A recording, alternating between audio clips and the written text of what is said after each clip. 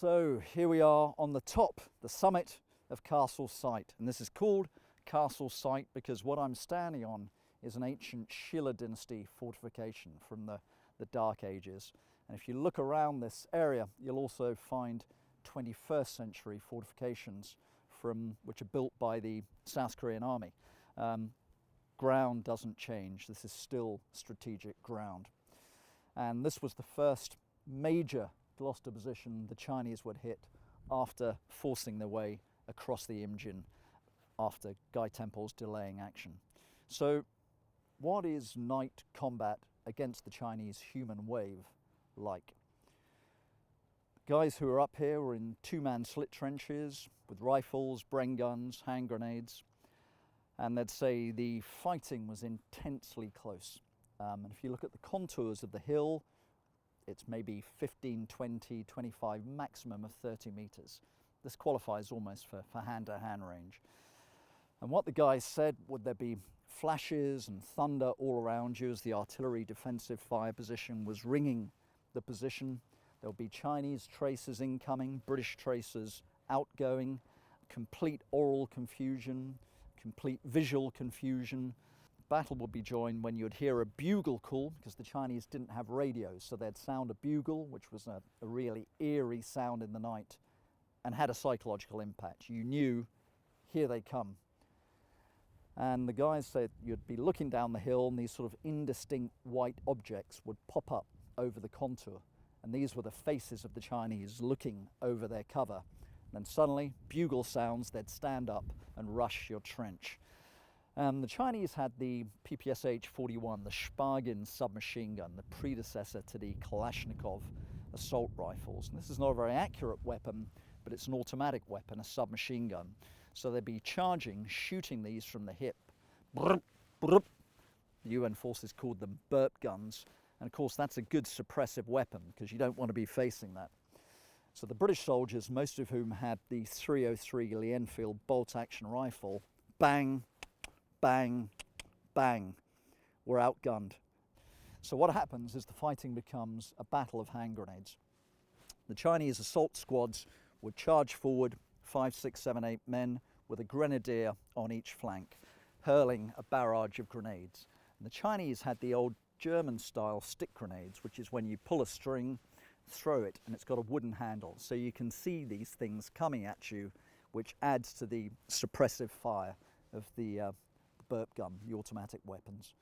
The British had the old Mark 36 hand grenade, which was a very, very effective grenade, much more so than the Chinese, packed with a lot of shrapnel.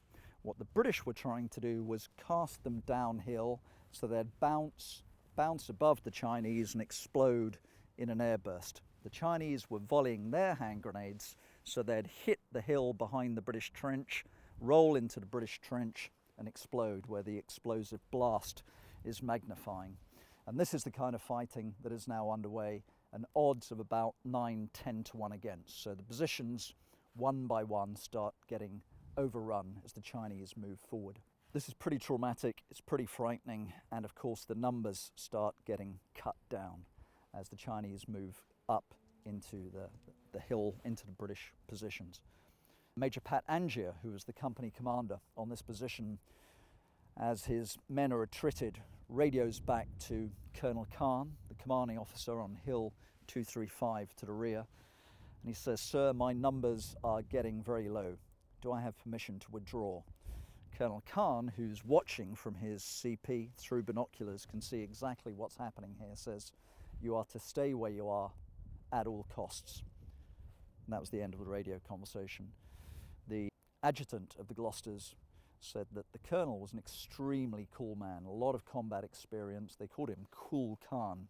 But he noticed after this radio discussion with Pat Angier, when he put the set down, his hand was shaking. Intense combat.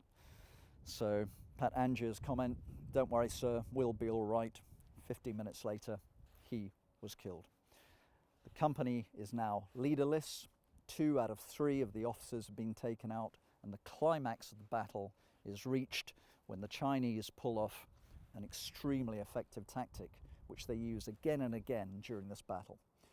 While the frontal assault is going on, men are fighting, falling, total confusion.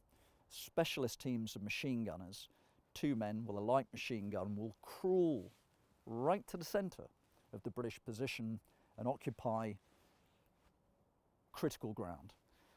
In that position, they can cover the entire interior of the UN command position and dislocate the entire position. That is exactly what happens early in the morning of this battle.